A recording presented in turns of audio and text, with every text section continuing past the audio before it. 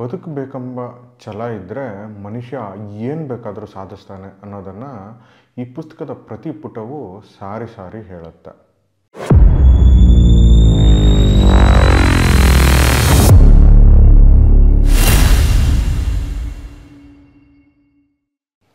ನಮಸ್ಕಾರ, 64 ಚಾನಲ್ಗೆ ಸ್ವಾಗತ.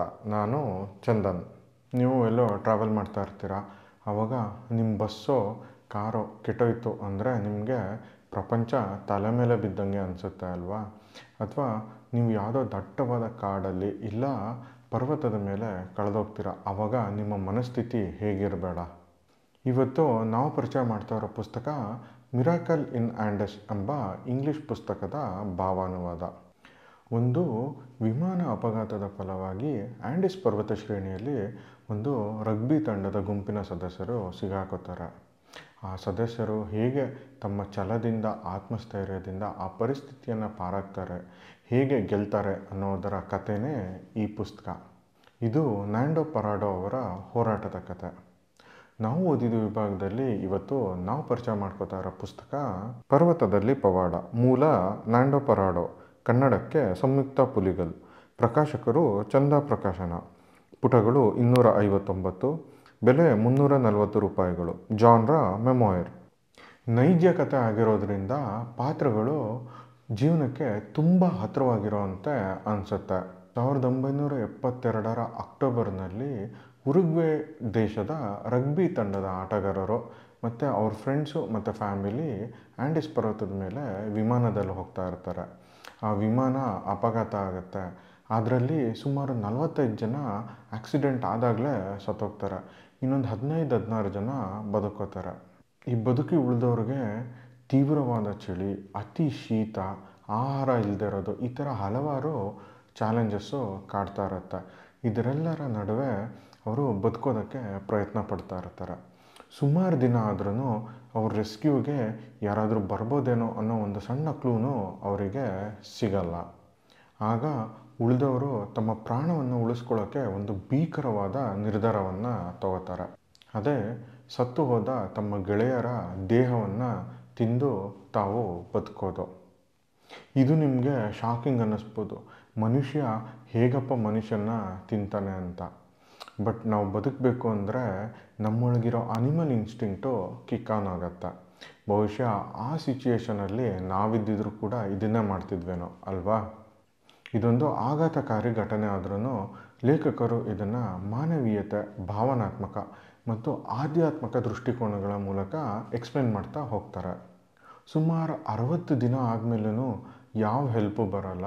ಸೊ ನ್ಯಾಂಡೋ ಪರಾಡೋ ಮತ್ತು ಅವನ ಫ್ರೆಂಡು ರಾಬರ್ಟು ನಾವು ಇಲ್ಲೇ ಇದ್ದರೆ ಬದುಕೋದಿಲ್ಲ ಅಂತ ಆ್ಯಂಡೀಸ್ ಪರ್ವತನ ಇಳಿಯೋದಕ್ಕೆ ಸ್ಟಾರ್ಟ್ ಮಾಡ್ತಾರೆ.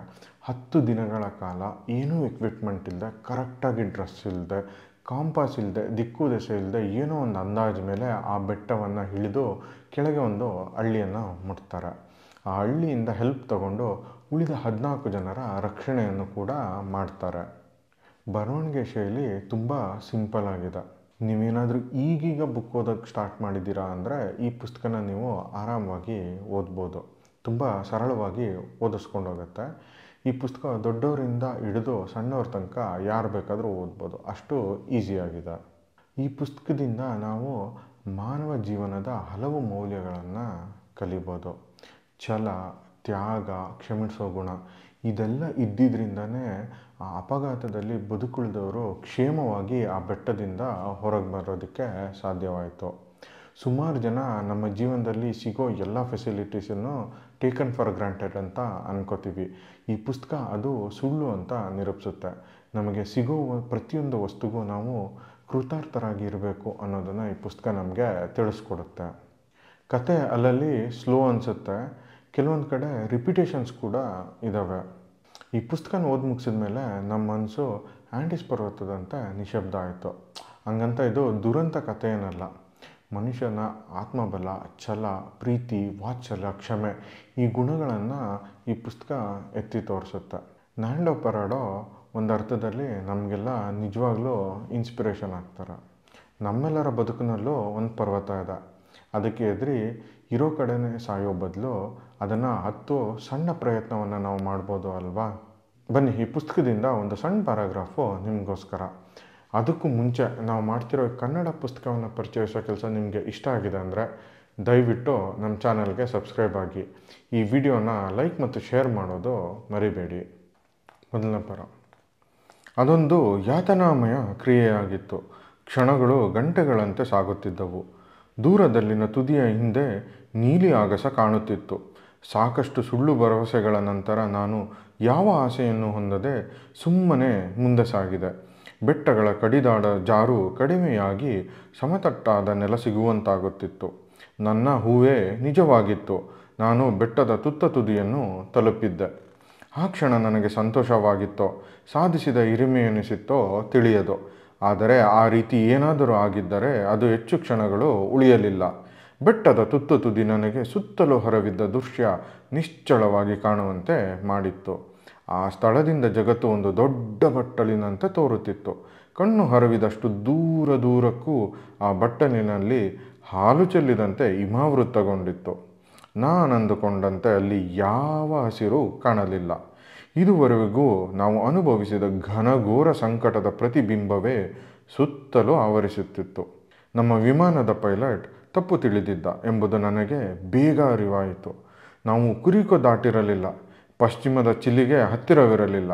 ನಮ್ಮ ವಿಮಾನ ಹ್ಯಾಂಡಿಸ್ನ ಹೃದಯ ಭಾಗದಲ್ಲೆಲ್ಲೋ ಮುರಿದು ಬಿದ್ದಿತ್ತು. ಇನ್ ಕೇಸ್ ಆಲ್ರೆಡಿ ನೀವು ಈ ಪುಸ್ತಕ ಓದಿದರೆ ನಿಮ್ಮ ಅನಿಸಿಕೆನ ಕಮೆಂಟ್ ಮೂಲಕ ತಿಳಿಸೋದು ಮರಿಬೇಡಿ.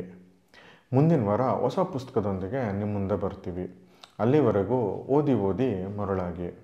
ವಿಡಿಯೋ ನೋಡಿದ್ದಕ್ಕಾಗಿ ಧನ್ಯವಾದಗಳು. ನಾನು ಚಂದನ್, ಸೈನಿಂಗ್ ಆಫ್.